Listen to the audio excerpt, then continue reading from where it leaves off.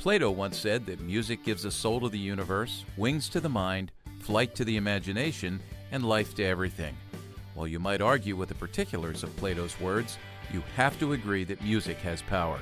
And there's no question that Scripture has influenced music since the first ever song was penned. Poet, author, and rock music critic Steve Turner knows this to be the case. And in his new book, Turn, Turn, Turn, Popular Songs Inspired by the Bible, Steve Turner takes an in-depth look at the lyrics and cultural context of 100 of the most popular songs ever written and how those songs were influenced by the Bible. Stay with us as we talk popular music and the Bible in this eye-opening and informative episode of Youth Culture Matters.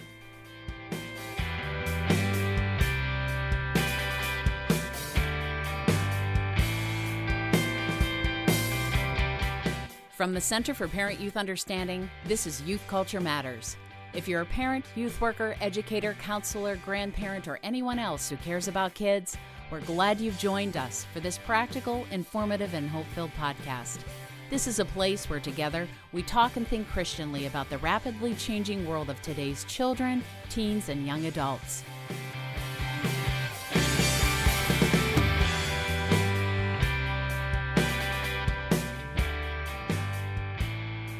So this is going to be a fun conversation today with our friend Steve Turner, live from the UK. Steve's in London, but before we start to chat with Steve and we talk about music, I just have to mention that one of the very exciting things that we've had happen here at CPYU is about 2 months ago, I picked up a jukebox, and it's in the office here. It's a 1967 Seeburg S100, as if that means anything to anybody. It meant nothing to me until we got it and I started to research this. And we've been working on it, and we're going to curate about 50 45s that will go in there. We're going to put it in our auction for CPYU on April 12th. We're going to auction this off. I have about 3,045 records here in the office as well that we're going to choose from, and we've been busy sorting through to see what we've got with that. But, man, this has been a lot of fun. And what's great about it is that only 400 of these jukeboxes were actually made by the company Seeburg, and I have found out that they were all exported, and many of them, they all went overseas. Many of them went into the UK where Steve is right now. So I'm thinking about, Chris, we've been listening to the jukebox back and forth, and I'm thinking about this. If you had that jukebox, what one song would you put in there? And Jason, I got that same question for you. Keep in mind it's in 1967. So think about your criteria, the timing. Is there anything, Jason? While he's thinking, Jason, you can chime in as well. Yeah, I'm trying to think about what I would include.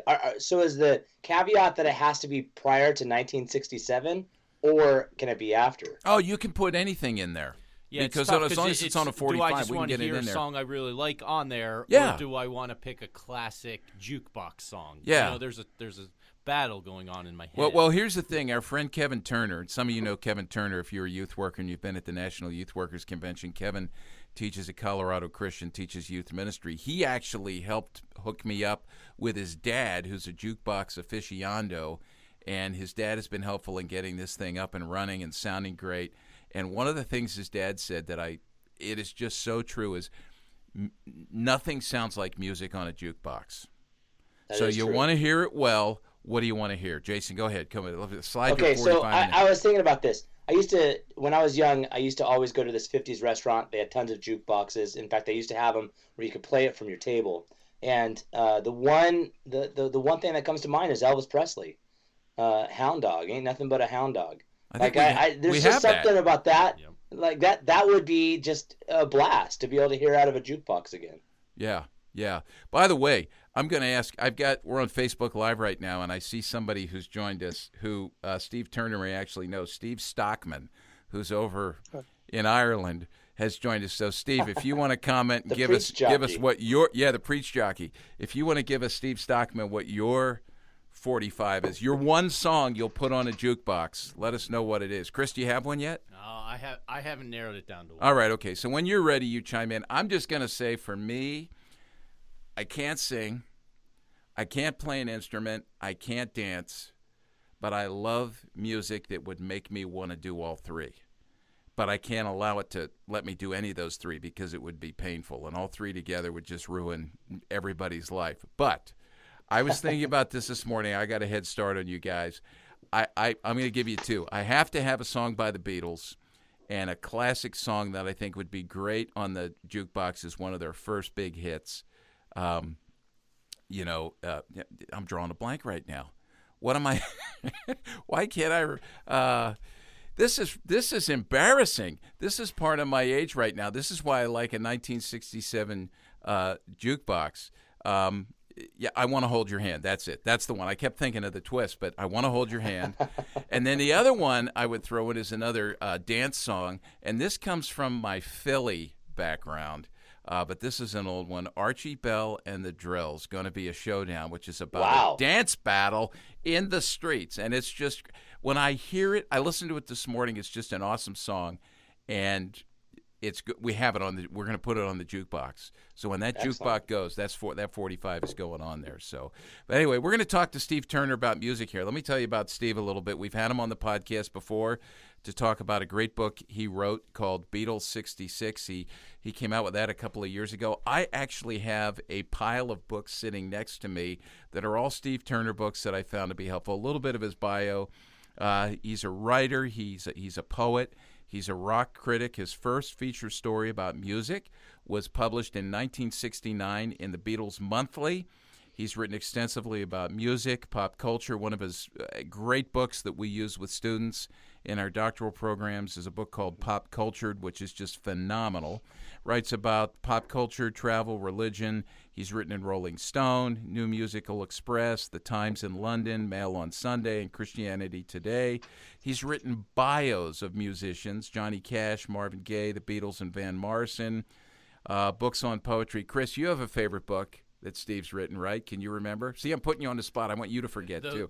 The book of poets. The poetry. book of poetry about how I fell in the toilet. Yeah, how I fell in the toilet. Yeah. Am I getting the name of that correct, Steve?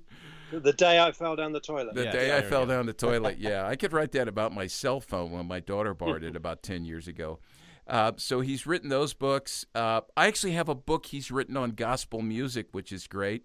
One of my favorites as well is youth workers, you need to check into this. It's called Imagine, A Vision for Christian in the Arts, and I think there's a revised and expanded edition of that that's come out recently, and that's one you can put in the hands of your students who maybe have a penchant towards the arts and, learning what it means to be a Christian in the arts. So People magazine said this about Steve: he has a hipster's eye and a parishioner's faith. And Steve Turner is joining us from London. Welcome, Steve. Steve, you there? I think we lost. Yes, hello. Oh, hello. He's there. Good. Oh, this is great. It's all Yeah. working out great. Steve, I forget songs, and you forgot you were on the podcast, but we're glad you're here. And we're going to talk today about a new book you've released, and this is in conjunction with the Museum of the Bible. I'm going to want to hear a little bit of the story of this. But it's a book called Turn, Turn, Turn, Popular Songs Inspired by the Bible. And go ahead and tell us a little bit about how this book came to be and talk a little bit about the title. I'm sure most people are familiar with the song that the title comes from, but just in case they're not. Okay. Well, I haven't been to the Museum of the Bible, but it's based in Washington, D.C., and I opened at the end of last year. And I had a call from them, and they were doing an opening exhibition about John Newton and Amazing Grace. And this was a song that I'd written a book about. And they based a lot of their exhibits on information that they found in my book. And as a result of that, they wanted me to do the introduction to the catalogue for the exhibition. And a couple of weeks later, they said, we've got this other project that you might be interested in. And it's a book about songs, popular songs influenced by the Bible. And they were thinking about doing like 40 songs.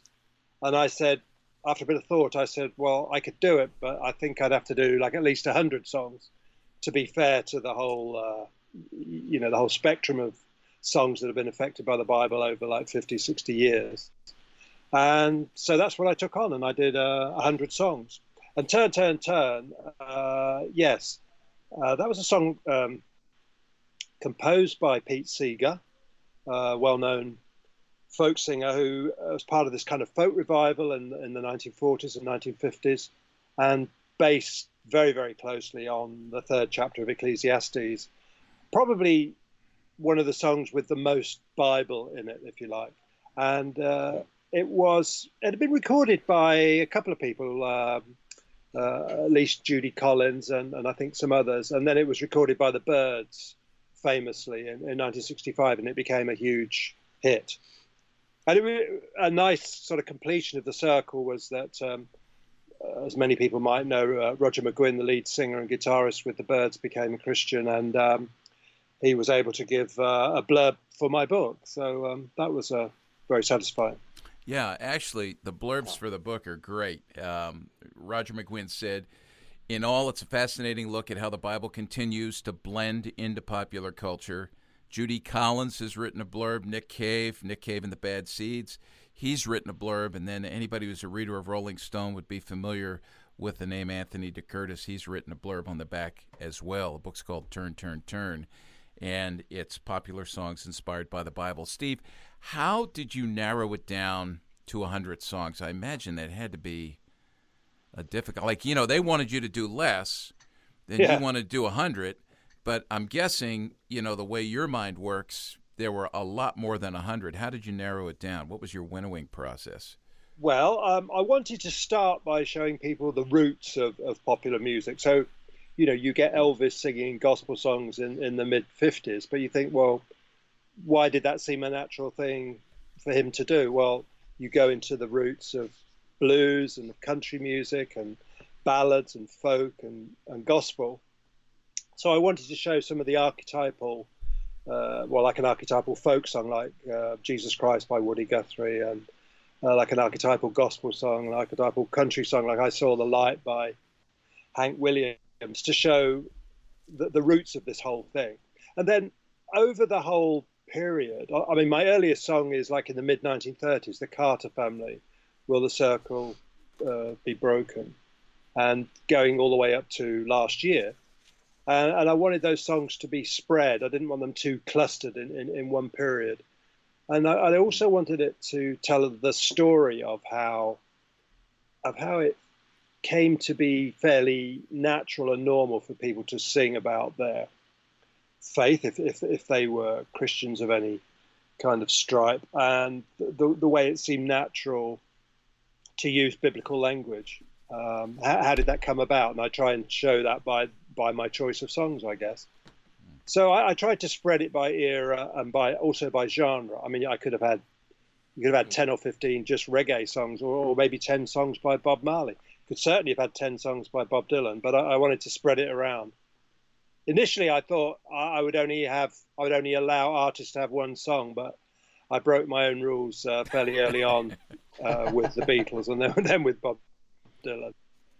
And the other thing, it had to be songs inspired by the Bible. So there were some songs like Spirit in the Sky by Norman Greenbaum that I had to leave out because when you look at the lyric, it's not inspired by the Bible. I mean, it mentions Jesus, but it's not inspired by the Bible. And another song like Chris Christopherson's Why Me, which is a very personal song about something that happened to Chris Christopherson in a church in Nashville. But again, when you look at the word, it's not actually inspired by the Bible. I wasn't saying songs not inspired by the Bible are worse, but I had to stay fairly strictly to the brief I'd given myself, really. When you were doing your research for this, was there any one song that you found to be your favorite as you were diving into it, or maybe a few that you just absolutely loved researching? There was a song by Mahalia Jackson and Duke Ellington, which I wasn't familiar with, but I'd finished the book. I got my 100 songs, and then I idle around in bookshops, and I saw this biography of Duke Ellington and thought, I don't know an awful lot about Duke Ellington. And I know he did some sacred music, and I picked it up and read it. And then this song called Come Sunday by Duke Ellington and Mahalia Jackson, recorded in 1958. That I thought, wow, I've got to listen to that. And when I listened to it, it was such a beautiful song, and I thought I've got to include that as well. And it also helped because Mahalia Jackson's probably the best known gospel singer of her era, and Duke Ellington's like one of the best jazz musicians of that era. And it was a great way of getting those two people, into the book. And I'd got, well, that was another thing. In the way I chose the songs, I didn't want to include sort of contemporary Christian music or gospel music to a great extent, because there's no surprises to find that contemporary Christian music songs are inspired by the Bible or gospel songs are inspired by the Bible. So there would be no fun in pointing out, oh, Mahalia Jackson sang that song, it's inspired by the Bible. So I restricted my mentions of actual gospel songs. I did Jesus is the Answer that Andre Crouch wrote and recorded. And I Wish We'd All Been Ready by Larry Norman, because I thought they were kind of typical of a certain genre, would be worth mentioning for that reason. So within the genres, did you find any difference? Like when because what I really appreciated is that you offered up some songs from hip hop with Kanye, Kendrick Lamar, Chance the Rapper, but then you also had bands like Iron Maiden, where it's just a complete rock genre. Did you find any differences between the genres as you were researching how they were using scripture within their creation of the song, or how it was laid out lyrically?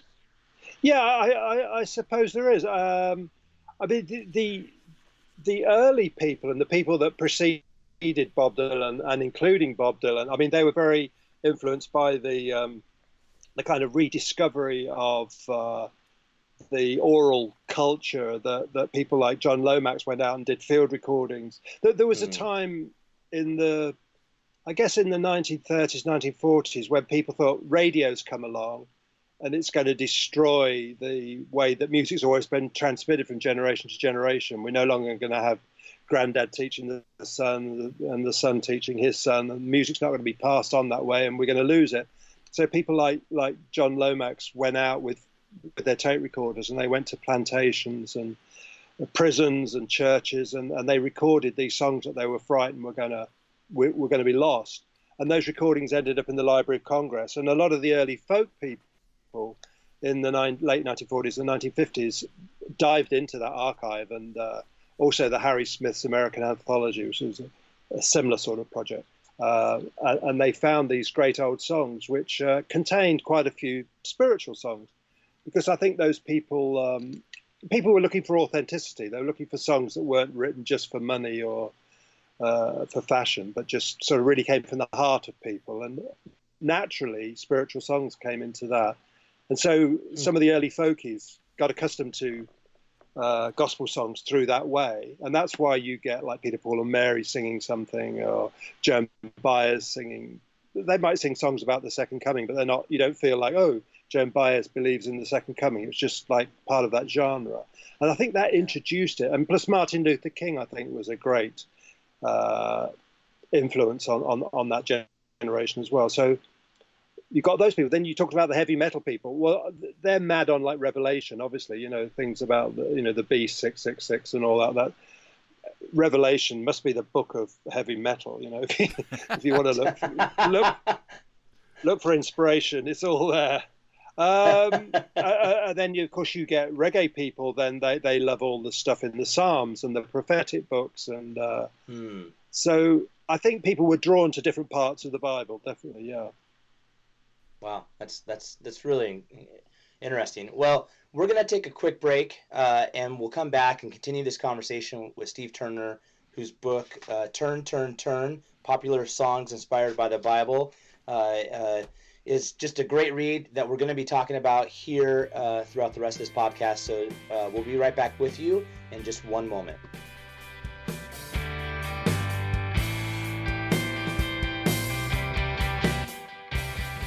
Are you interested in bringing CPYU to your church, school, or community? A big part of our ministry is the on-site seminars we conduct in dozens of settings every year. CPYU seminars are designed to encourage and educate your audience on a variety of youth culture issues. Every seminar is designed to be informative, practical, and hope-filled. If you want to learn more about our CPYU seminars, available speakers, and the many seminar topics and options in our growing seminar lineup, go to our CPYU homepage at cpyu.org. Click on the seminar option on the menu bar at the top of the page, and you can learn more about how to schedule a CPYU speaker and seminar for your parents, youth workers, and educators.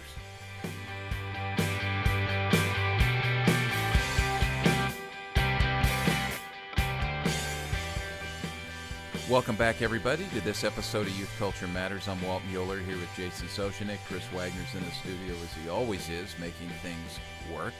And we're joined today by Steve Turner. And Steve is joining us from London, where he lives, and he's a writer and a rock critic. We're talking about his latest book. It comes from the Museum of the Bible. It's called Turn, Turn, Turn, Popular Songs Inspired by the Bible. Steve, I got to ask you, a story popped up on my Google News feed today, and you being the music guy that you are, it's actually an interview with Mickey Dolenz of the Monkees. Now, I got to say, being a kid who was probably 10, 11 years old when they first came out, and I was, captured by the rhythm of their tunes. They were catchy. I've always liked the Monkees, but you're always going. They were created by somebody. You're never sure. And anyway, this story just came out that Mickey Dolenz isn't really lamenting the fact that once again they've been snubbed for the Rock and Roll Hall of Fame. So I'll put you on the spot. Do you think the Monkees should be in the Rock and Roll Hall of Fame? This is probably a really unfair question. Yeah, why not? They were good fun at the time. Yeah. Okay, good. I don't know if Mike Nesmith, Mickey Dolenz, those guys listen to the podcast, but I do know this. Mike Nesmith was really creative in the area of video, correct? I mean, he put out some of the first music videos and was really, well, even the Monkees themselves, with their show, the way their show was. Yeah, so, didn't he do that film called The Head or something? Yeah, he did. Yeah. He did, which was, it was a lot like, the films that came out that were kind of, avant-garde, the Beatles and others who as a kid, I'm watching those things going, what is going on here? I just couldn't sort it out. But good. Well, when the Beatles concentrated on the studio and stopped performing live, it did leave open this sort of huge gap for a band playing, I Want to Hold Your Hand type songs who would go out on stage and be mobbed. And they took on that role and I guess did it fairly well. Yeah. I think they sold more records than the Beatles during that period when they were very successful. Yeah. Well, let me ask you, let's go back to the book Turn, Turn, Turn, which is a new book, and we want to recommend that youth workers get this, parents get this, everybody who's listening, go ahead and get this. It's a fascinating read from Steve. Is it fair for me to ask you, or can you pull out, would there be maybe 3 favorites off the top of your head out of the 100 songs that you included, 3 of your favorites and why? Oh, that's hard. I mean, the songs that I like, like "Strange Things Happening Every Day" by Sister Rosetta Tharpe. I mean, that's a great song that I like. And she was, African American woman playing guitar. When you look at her stuff, I mean, it stuff she was doing in the late 40s and early 50s was really rock and roll, basically. Although it was gospel in lyric. I love All Along the Watchtower. I think you're talking about jukebox songs. One of my favorite singles was All Along the Watchtower by the Jimi Hendrix Experience, written by Bob Dylan and based on verses from Isaiah. I've always loved that as a song. That it was a great match of a great guitarist and a great lyricist. Mashed together. I imagine, wouldn't it have been a great album if you'd had Hendrix sings Dylan?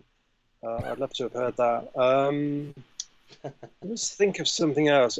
I mean, Woodstock I like by Joni Mitchell because I was studying with or under Francis Schaeffer in Switzerland in 1970, and I think it was Os Guinness who came back to L'Abri.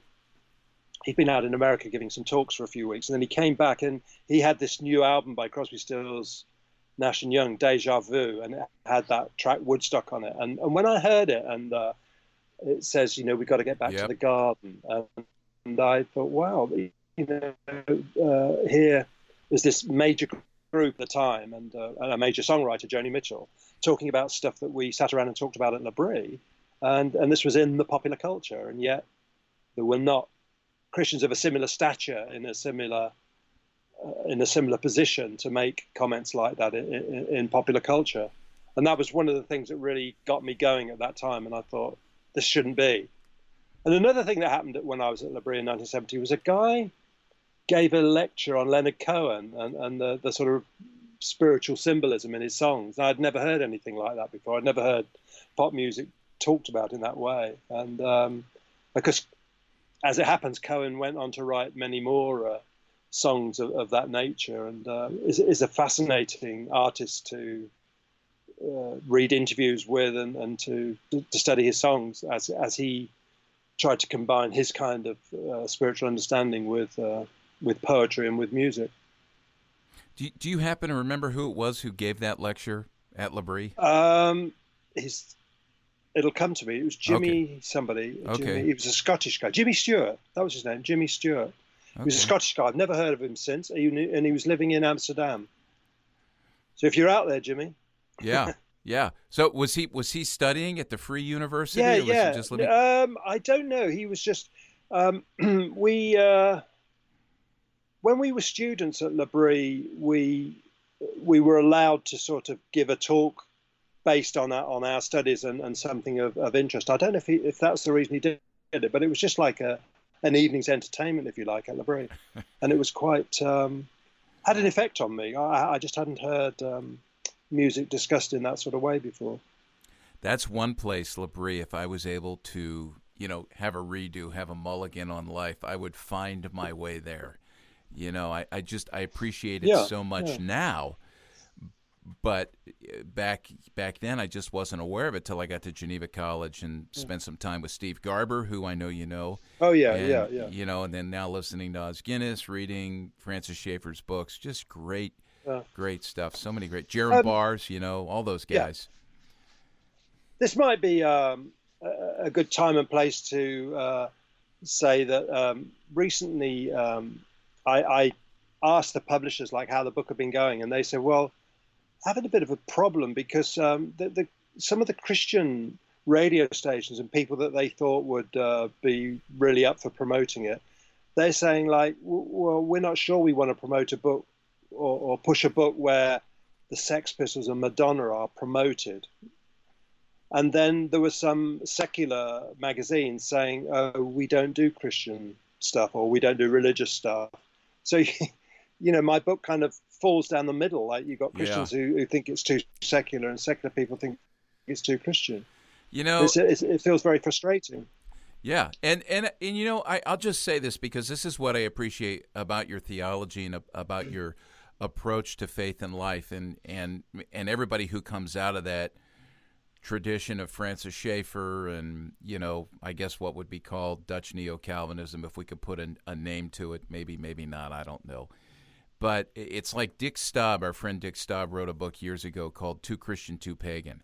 And when you land, what he was saying was when you land in the right place as a follower of Jesus Christ, you're going to be too Christian for your pagan friends and too pagan for your Christian friends. So this is not at all surprising that you would say that this is how the book has been received. So, right. Steve, would you say something to this? Because, now that you're on this topic, I mean, you write about this. I love the book Pop Culture, and I love the book Imagine, A Vision for Christian in the Arts.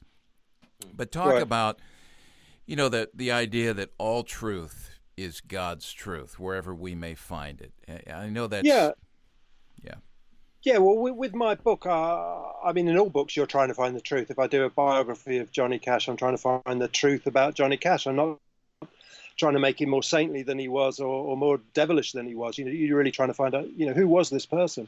And with this project, the simple task ahead of me was pop songs inspired in some way by the Bible, and that was it. It could have been, plays, Shakespeare's plays inspired by the Bible.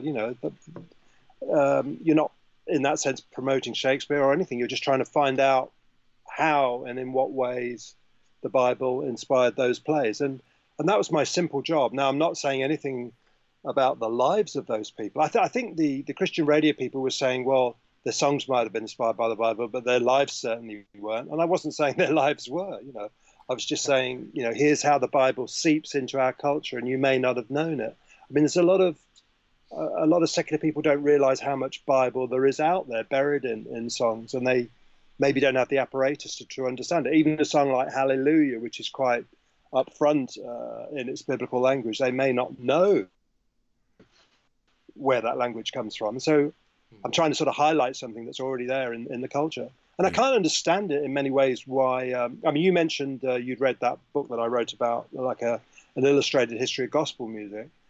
I started that book off by saying, I didn't think gospel music had been given the acknowledgement of what an influence it was on the rock music. We tend to know 3 or 4 blues singers, 3 or 4 country singers, 3 or 4 folk singers. But when it comes to gospel, most people would only know probably Mahalia Jackson. Why don't we know more of the pioneering gospel people? And I still feel it's I've seen loads of programs on country, loads of programs on gospel, but not as many. Loads on country, loads on blues, but not very many on gospel music or the history of gospel music.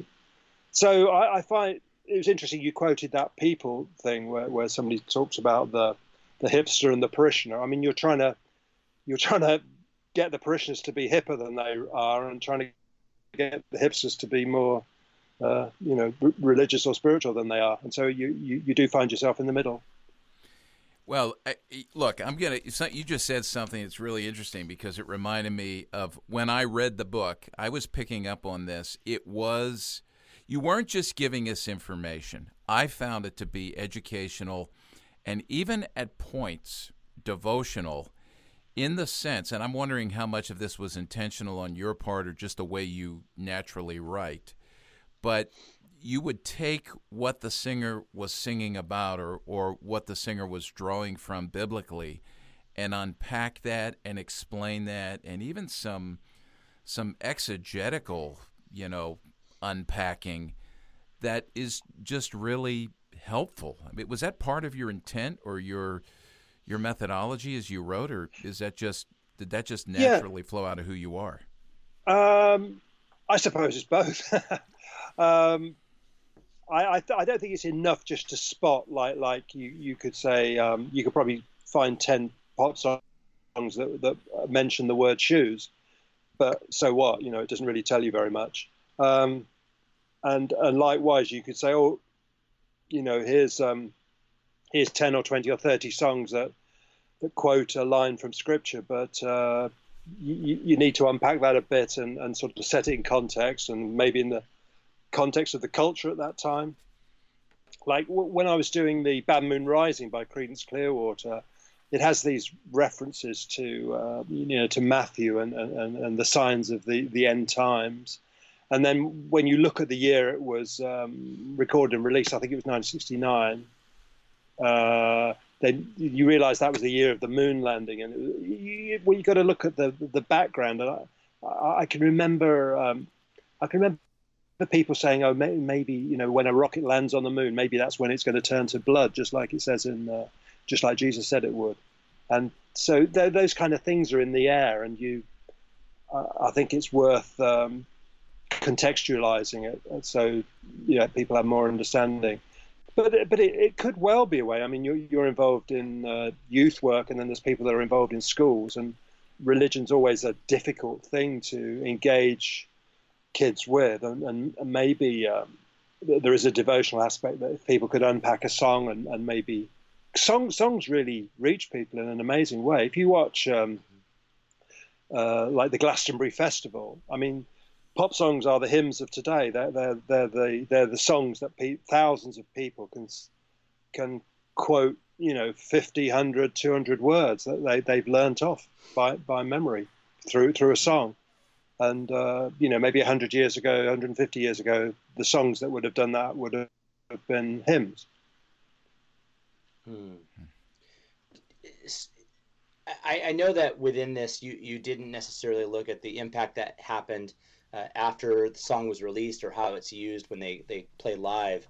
But I found really fascinating that there were several in there artists that I was familiar with who I've seen play, and these songs were some of the last songs that they played in their concert. Some of whom, like Hallelujah by Cohen, has obviously been played by many people, but I've seen several artists close out sets with that song. And I've also, particularly, I remember U2 singing 40. 40 was one of their last songs that they would play for early on when they were touring. One of the first concerts I ever saw. They ended that, and people were singing 40 as they were leaving and going back to their car. Not many, I'm assuming, not recognizing its direct reference to Scripture. So the question would be do you think that in some of these, I know that this isn't true for everyone, but is there some sort of power that people, as they're writing, as the artists are looking at this, recognize they have something that is different or set apart or powerful in the midst of it? Or do you find that some of them struggled? Like it seemed like Cohen, for instance, with Hallelujah, it was a long process. Yeah. I mean, you mentioned the struggle that he had when talking to Dylan. It's been documented in other places as well. Do you think that when they were writing it, they knew what they were doing, or there is just something there that just continued to draw them back, which is why maybe we engage it so personally when it's done live? I think with Cohen, I mean, he's such a craftsman. He would, I can't remember how many verses he wrote for Hallelujah. It's something like 40 verses or whatever. I mean, he wrote at great length, and then he would prune it all down to 4 or 5 verses. So you're only getting the best of the best, in his view. Whereas some songwriters, if they write 3 verses, that's the only 3 verses they write. I think musicians have to sort of orchestrate their shows. I mean, you have to start with maybe something familiar or something fast, and then you take people up, and then you've got to kind of take them down, and then you've got to bring them up again. So there's all that kind of orchestration going on, and then there's the end of the show, and then there's the encore, and normally maybe 2-3 songs, and I think bands find that song that works well at the end. It's not too rousing because you don't want to kind of blow people's heads off, but you want it, as you said, to be kind of a lingering, like, I remember the last time I saw the Stones, they did "You Can't Always Get What You Want," and the Who used to do "Listening to You, I Feel the Music," which is a kind of, has a sort of spiritual feel to it. I guess people find that those more meditative songs work, like, I wonder if there's people like Coldplay, like Chris Martin had some experience in the church, and I think he worked on some beach missions and things in England, and when you go to those sort of charismatic churches where they perform those types of songs that like 1,000 people can sing along to, like Hillsong and all those places, I mean, there is that form of music out there that is sort of bringing people together, and a song can't be too fast if everybody's going to be singing it together, so there has to be a certain sort of pace. And I think Coldplay kind of perfected those sort of songs that you could sing to 40,000 people at the Glastonbury Festival and have them all kind of singing along. So it's probably by trial and error they find out what works. It's much harder to sit down and say, I'm now going to write a song that will be the closing song in my act. They probably just find out that song works and that you can't sort of follow it up successfully, so it's best to be the last song. This is good. We're going to take another break and then come back and continue our conversation with Steve Turner, a writer, a music critic, and prolific with his books, but the latest one is the one we're talking about right now. It's called Turn, Turn, Turn, Popular Songs Inspired by the Bible. We'll be right back.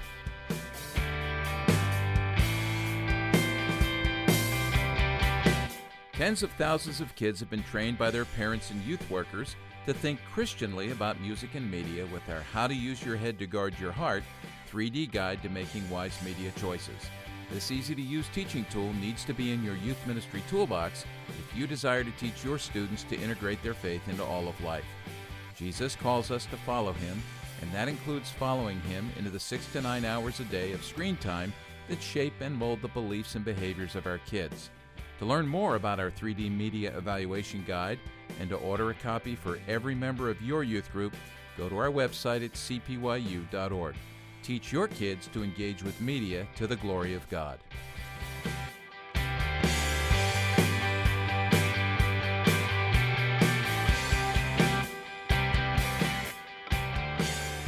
Well, welcome back, everybody. We're talking about music with Steve Turner. And Steve, before we jump back into talking about your book, Turn, Turn, Turn, I mean, one of the things you do in that book is as you mentioned, you go across the decades. So I have a question for you. This is purely personal. There's no right answer to this. This is an opinion question. But in your opinion, with the long view of music history and your knowledge, your experience with popular music, is there for you a best decade? When you look at what music is like now, what music used to be, do you personally have a best decade where if you could, if you had to be limited to just one decade of listening to this music, where would you go? Maybe that's an unfair question. Yeah, I heard, Bruce Springsteen was born the day before me, and I heard him on a radio show where he was saying, it's the music you hear. I can't remember exactly what age he gave, but like between 13 and 19 or whatever, that becomes the essential music to you. It's the music you always go back to. It's the music you always compare other things to. So for me, it's the music of the 60s. I mean, I was a child in the 50s. I remember that stuff. It got me kind of excited. I didn't know an awful lot about it. But then the 60s music came along, and there seemed to be this kind of progression through the 60s. It seemed to be that things were getting better and better and better. And artists were talking much more and at far greater depth than they had ever been talking before. Rolling Stone would do these massive interviews with people, and every word was taken really seriously.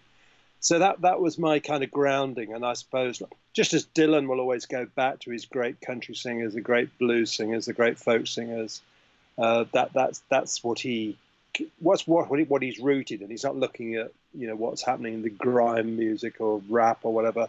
His kind of roots are in that. And I suppose I can never avoid the fact that music shaped me to a great degree in the 60s.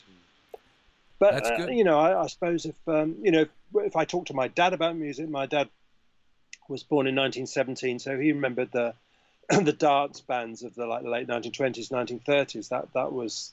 That's what he remembered most fondly. That makes complete sense. I would have to agree with you. For me, it's the music of the 60s, and gathering this collection of hundreds, if not thousands, of 45s right now, and going through it and listening, it's just been triggering all kinds of memories that are good. And honestly, at so many levels, I feel blessed to have been born when I was. And I'm opinionated, I get this. I do feel bad for my kids because I don't think they got the same experience with music, the music of their. And I love that quote from Springsteen. I'd never heard that before, and that's actually dead on. So, I think that's right. But you also have to remember in the 60s there was so much going on. I mean, the culture informed the music and the environment and all the many news events that were happening. I mean, I just wonder how much that played into it as well, because, I mean, I would agree that as I was reading through and looking at the influence that each of these songs had, there is something about the 60s and late 50s through the 60s and early 70s. There's just something beautiful about the way music took form and the power that it had and the influence over the culture that just was unique. And so I don't know. I just wonder how much that plays into it as well. Yeah. Oh yeah, I think it has a lot to do with it, and also the the quality of the people that were coming along, and they challenged each other. The Beatles were battling with the Beach Boys and battling with the Kinks and the Who, and they're all trying to top each other. So if you've got great contemporaries, it ups the game for everybody. And also there were technological advances. I mean, studios were expanding in number of tracks and stereo, and there was, I mean, in the 50s, certainly in the UK, we only got electric guitars like in about 1958 because there were restrictions placed on them because of the after the war there were certain things you couldn't import, and but that all that opened up in the 60s. So there were huge developments. So if you look at the best records of 1960 and then the best records of 1970, I mean, there's a huge difference between them, more than there would be between 1970 and 1980 or 1980 and 1990, I think. But that's, I mean, in the world today, there's probably things happening in apps and computer games and artificial intelligence that are equally as exciting. It's just that, I'm not immersed in that culture.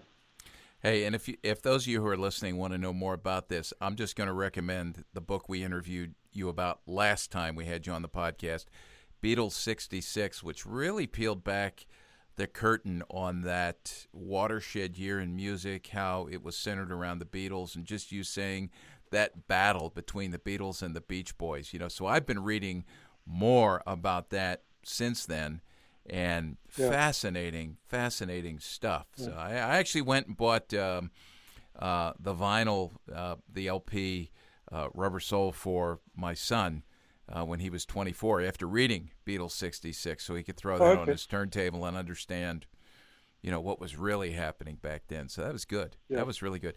Hey, let me go. I think go ahead.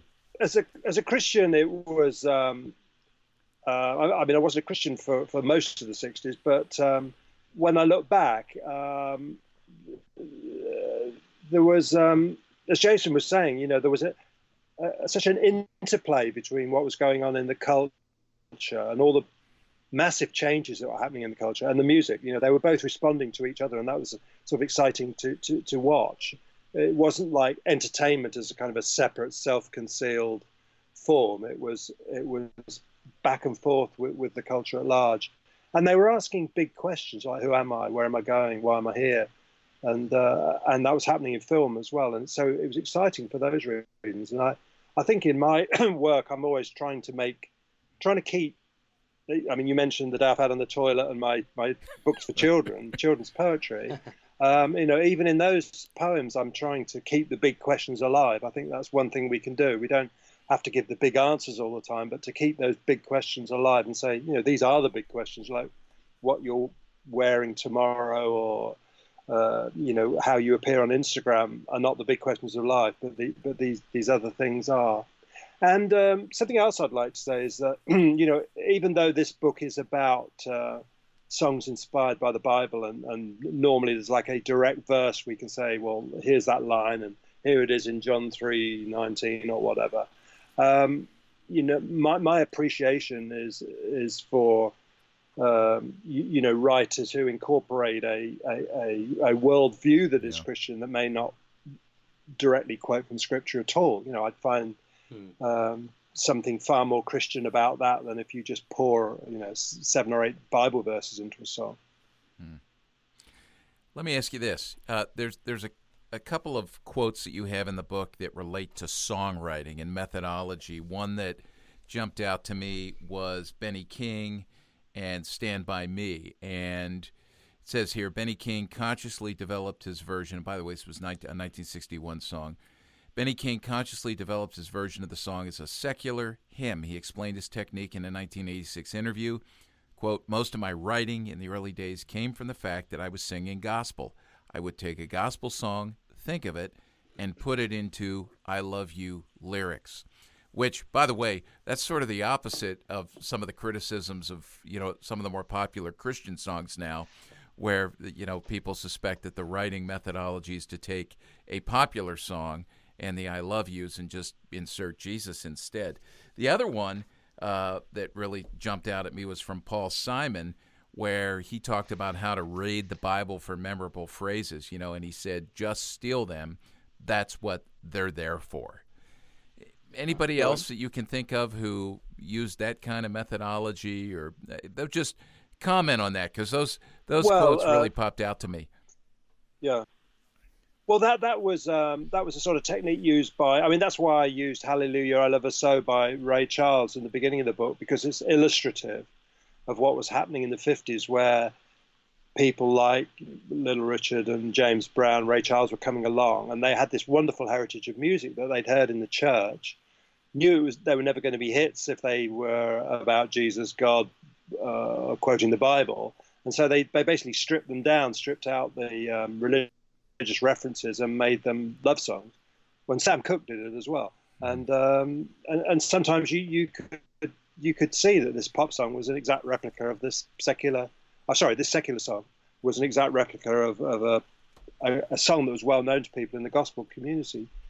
So a lot of that was going on, certainly in the 50s and the early 60s, or even The Last Time by the Rolling Stones is based on a song, a gospel song, which is about the last times. So we've got that sort of thing that's been going on quite a lot. Paul Simon's quote's interesting because he's saying, it's just like this repository of great language and wise sayings, and it's in the public domain. Why not just sort of raid it? Yeah. We were talking here just about copyright laws before we went on, and I guess if we use him, as a model, we could put anything out there, Chris. That's true. Yeah. Well, yeah, good. Jason, any last questions, thoughts, comments? Oh, go ahead, I got a Steve. question for Steve. Oh, okay, yeah. Steve, I have this vision of you. You obviously had to listen to a lot of music to write this book. So I have this vision of you sitting there at, in a quiet spot, listening to all these 100 songs on vinyl. That's the vision that I wish I was actually true. Well, tell us, as you had to listen to a lot of the songs, I imagine it was probably easier to do it digitally so you could listen over and over again and dig into different parts. But tell us, what was your go-to listening method? What most often, if it wasn't something that I already owned, then it would be going onto YouTube or using Alexa. Sure. Alexa, play. Oh, sorry. Now I've said that. Alexa's going on. How big is your record collection? I've got a bunch of. I don't know how many I've got. I've got vinyl. I've got about 3 shelves of vinyl. Over the years, I pruned that down just for space reasons, but I've fortunately held on to, obviously my Beatles, my Stones, my Dylan, and all the key ones, and a few things that probably never made it to CD. Then I must have maybe 1,000 CDs, and then digitally downloaded stuff. I'm not really. There are some people who are literally surrounded by vinyl. I'm not like that. Yeah. Do you have in your collection, or do you have a favorite disc? Yeah, I'm not talking about a CD, but a vinyl, an LP, something that is, if you're going to get rid of them all, this is the last one to go. Maybe you have it autographed. I don't know, with all of your interactions with folks. Right. Well, the first album I was bought by my parents was My Generation by The Who. So I like that simply because it was the first one. LPs used to cost about 32 shillings, like £1.50 if you like. And there was a lot of money. And I remember the first 1963, I asked for a Beatles LP, and they bought me an EP, which is got 4 tracks, 2 tracks each side. So I thought, yeah, great, but it's not really what I wanted. Then, actually, I got Beatles for Sale the next year, 1964. Yeah, there you go. Yeah. I've actually picked up a few of those Beatles LPs at around here at a couple of different places, and I think I have them hidden so well I don't even know where they are right now. I've got to go back to the house and find those after this conversation. But again, your writing on the Beatles has really inspired me to grab some of that so that when I have some time I can pop it onto a turntable and listen to it. Jason, any final questions you might have for Steve as we talk about this? And then I want to just finish up once you're done here with some recommendations for how youth workers and parents can use this book. Yeah, well, I love this book because I love what you've done with it, and I think the question that I want to turn to is just our listeners, specifically youth workers, maybe even parents. But if you were in all of your research, as individuals were diving in and, as Paul Simon said, stealing scripture to use for creation of music, is there any sort of thing that you learned as you were looking at each of the artists and how they went to scripture and applied it to their art? Um, I don't know if there's rules or boundaries or whatnot. Like for instance, I was reading your breakdown of 40 and how they kind of moved verses around a little bit to make it work, and took some of Psalm 40, but then took another psalm. And so I'm just curious if they're for those individuals that have a creative bone, a drive to be able to create music, is there any sort of guide or thought that you would have that really helped a lot of these artists? I think I think the songs were most effective when the use was really unconscious in a way. It was the verse had somehow gone in their head, and they may not have even remembered where it came from, but it ended up in the song. I don't think the best ones were never where somebody had sat down with a Bible on one side of the desk and a rhyming dictionary on the other side, and they tried to convert the Bible into a song. I mean, if you take the Johnny Cash song "I Walk the Line," it was a beautiful evocation of fidelity, marital fidelity, in a Christian sense, but it never mentions God, Jesus, or anything. But if you realize that where he was coming from, you can kind of see where he got his thoughts from. And they're the most perfect songs, I think. Or it could be a direct quotation, but it's not like you've kind of pushed it in. But it was part of you, so much a part of you that you couldn't. I mean, like I suppose like the Beatles, when they never sat down with an agenda, like here is a message that we would like to communicate. Right, now how do we get this message over? It just came from their lives. The whole of Revolver album was written on the run, if you like. I mean, they didn't sort of sit down with any theme in mind. And I was surprised when I wrote about it in Beatles 66 how, I mean, even the title of the album was kind of rushed together. And then John suddenly had a thought about, Klaus Voormann could do the cover. And what looks carefully calculated now, and people may even try to find themes on it, wasn't thought out at all. It just came naturally out of their lives. And I think it's when it comes naturally out of your life, that's when it really makes sense. That's good. I love that. Well, let's finish. I think even Bonham, I still haven't found what I'm looking for. I don't think he was looking for verses to sort of put in. Well, let's talk. Let's finish up by talking about the book and why I think it's a good read. For me, Jason, a couple of things that popped out. One would be just to read for pleasure and knowledge, to get the backstory on things. And Steve just mentioned "Walk the Line" by Johnny Cash.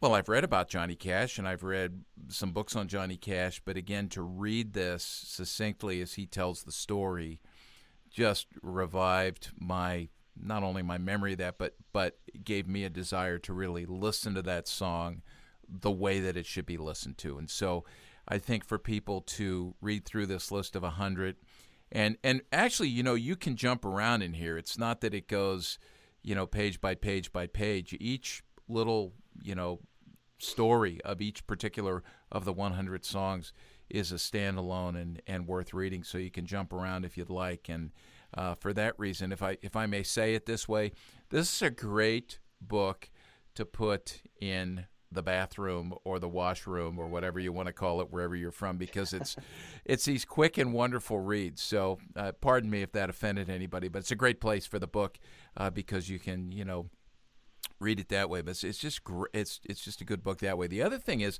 I would say to youth workers and parents, if you want to have those conversations we need to have with our kids about art and thinking critically and Christianly about art and music, this is a great way to do it. It will spark some conversations. And I think youth workers, you could even teach from this book and learn how to teach from this book. So, it sounds to me like right now, Jason, you need to go read to your kids as they're waking up out there on the West Coast and crying a little bit. Any thoughts, Jason, you have on how to use this? I mean, I would second a lot of what you're saying. I think that it's just a great reminder of the importance that we have as we're diving in and living in the soup, as CPYU often says, looking at the cultural soup in which our kids live.